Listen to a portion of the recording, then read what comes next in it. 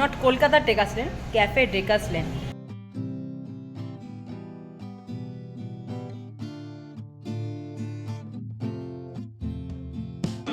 নমস্কার বন্ধুরা, ভালো থাকুন, সুস্থ থাকুন, সঙ্গে রাখুন টেকটা আমি টেশমাকে।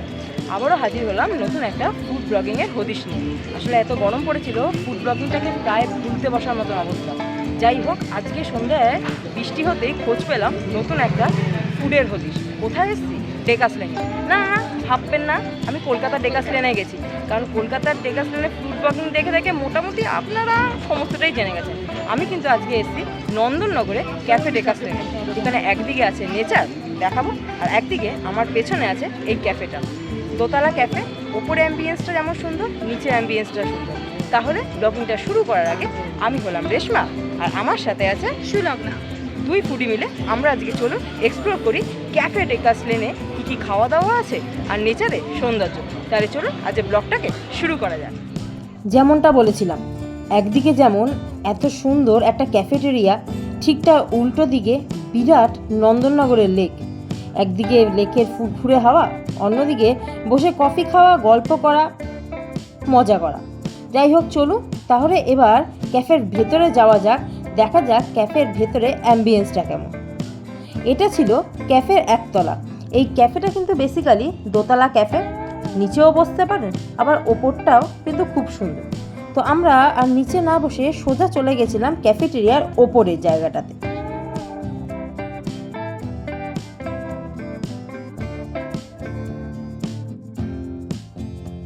এই ক্যাফেটেরিয়ার দোতলা থেকে কিন্তু এই লেক ভিউটা দেখতে আরও সুন্দর লাগছিল।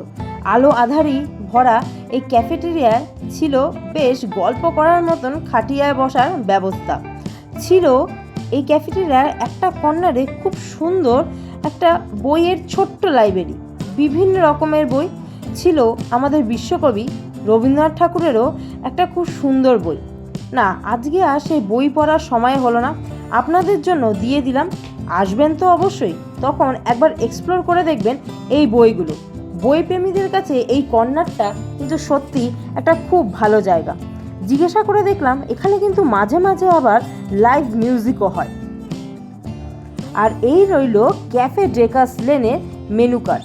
পজ করে একটু দেখে নেবেন, যতটা পারলাম আপনাদের ওখানকার প্রাইস আর মেনু সম্পর্কে ধারণা দেওয়ার চেষ্টা করলাম।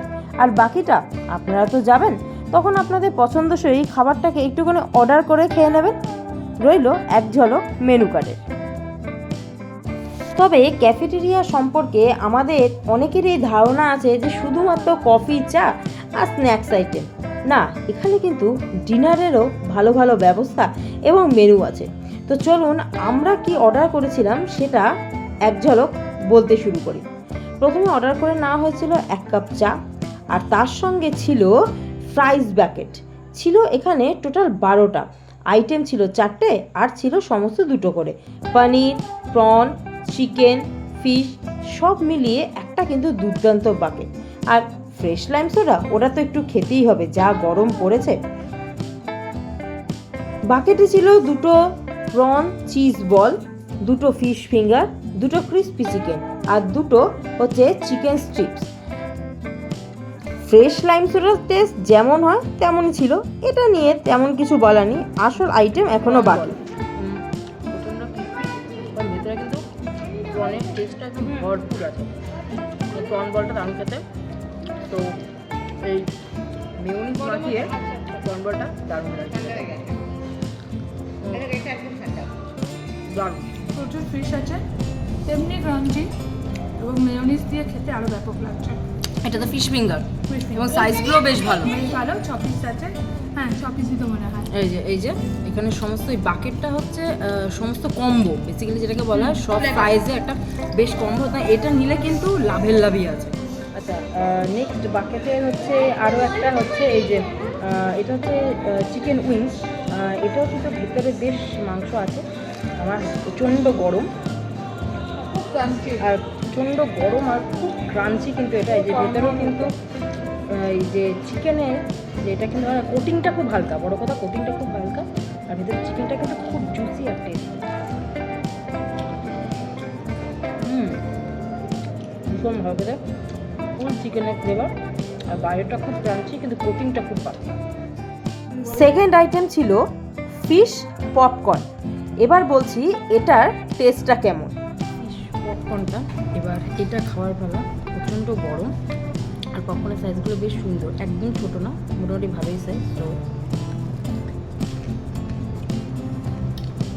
ফিশটা খুব ফ্রেশ আর খুব জুসি, আর আউটার লেয়ারটা কিন্তু খুব পাতলা কিন্তু ক্রাঞ্চি। যে মোটা আউটার লেয়ারটা হবে, ভেতরে ফিশ কম, সেটা না, একদম উল্টোটা। ভেতরে ফিশ যথেষ্ট আর বাইরের লেয়ারটা কিন্তু খুব পাতলা আর ক্রাঞ্চি। মেন কোর্স ছিল ফ্রাইড রাইস আর হানি চিকেনের একটা কম্বো। এটা বেশ মোটামুটি ছিল। হানি চিকেনটা যেহেতু আমি প্রথমবার খেলাম, বেশ ভালোই লেগেছে। আর লাস্ট ছিল এই কন্টিনেন্টাল ডিশটা, ছিল হাফ রাইস আর সোগোনফ চিকেন। টেস্ট কেমন সেটা রিভিউ দিচ্ছে। হোয়াইট সস, বিভিন্ন রকমের ভেজিস, চিকেন আর মাশরুমের একটা দুর্দান্ত কম্বো ছিল এই স্নোগোনাফ চিকেনটা। সত্যি দারুণ। হ্যাঁ, মাশরুম আমি খাই না, বাট চিকেনটা কিন্তু আমার খুব ভালো লেগেছে। তবে বেস্ট লেগেছে এই হার্বস রাইসটা। কি ছিল না, সব কিছুই ছিল কিন্তু এই রাইসটার মধ্যে। বিভিন্ন রকমের হার্বস আর চিলি ফ্লেক্স মেশানো এই রাইসটা কিন্তু ছিল দারুণ। চিলি ফ্লেক্সের জন্য ভাববেন না এই রাইসটা যে খুব ঝাল, একদম না। একটা বেশ সুইট আর যে হার্বসের এই দুটো মিশ্রণে টেস্টটা কিন্তু ছিল দারুণ। একদিকে বেশ একটু মিষ্টি হচ্ছে এই স্নোগোনাফ চিকেন, এক প্রকার মিষ্টিই বলা যায়, কারণ এর মধ্যে কিন্তু এক ফোঁটাও ঝাল ছিল না। আর সঙ্গে এই রাইসটার কম্বো দারুণ। জবরদস্ত খাওয়া দাওয়া হলো। নতুন একটা ক্যাফে কিন্তু এক্সপ্লোর করলাম, সেখানে দারুণ খাওয়া দাওয়া হলো। সবচেয়ে ফিকা হচ্ছে এটা অ্যাম্বিয়েন্সটা কিন্তু সত্যি দারুণ। তবে না, শুধু অ্যাম্বিয়েন্স দেখে কিন্তু আমাদের পেট ভরেনি, রীতিমতন খাবার দাবার খেয়ে পেটটা ভরেছে। এবং সত্যি কথা বলতে বেস্ট যদি লাগে, যে হার্বস যে রাইসটা ছিল ওটা আমার বেস্ট লেগেছে, ওটা ওরও বেস্ট লেগেছে। তো এটা আমরা রেকমেন্ড করবো। ফ্রাইড রাইসের থেকেও কিন্তু ওটা বেটার। চকলেট মিল্কশেকটা, যেটা আমার সাথে যে ছোট্ট ঘেন্টুটা এসেছিলো ওটা খেয়েছে। যাক, ওটা ছবি আর দেওয়া যায়নি, আসার পরেই ওই রীতিমতন ওটা বোধহয় অ্যাটাক করে ফেলেছে। যাই হোক, এটার যে লোকেশানটা আমি ডেসক্রিপশানে দিয়ে দেবো, আসবেন। আর এমনি অ্যাড্রেসটাও দেবো। আসুন, এনজয় করুন অ্যাম্বিয়েন্সটা, সামনে নেচার, আর তার সামনে ক্যাফে ডেকাসলেন, নট কলকাতার ডেকাসলেন, ক্যাফে ডেকাসলেন। সত্যি অ্যাম্বিয়েন্স ভালো, ফুড কোয়ালিটি খুব ভালো। আসুন, এনজয় করুন ফ্যামিলি ফ্রেন্ডস সবার সাথে। আর যদি একা আসতে চান তাতেও কিন্তু অসুবিধা নেই, এদের কিন্তু প্রচুর বইয়ের সম্ভার আছে, বই নিয়ে রাতে ডিনারটাও সেরে নিতে পারে। তাহলে নেক্সট দেখা হচ্ছে আবার কোনো নতুন ফুড ব্লগিংয়ের পর্ব নিয়ে। ততক্ষণ ভালো থাকুন, সুস্থ থাকুন, সঙ্গে রাখুন টেক টাইম উইথ তেশমাকে। হাজির হব আমরা দুই ফুডি আবার নতুন একটা পর্ব নিয়ে। ততক্ষণ ভালো থাকুন, শুভরাত্রি।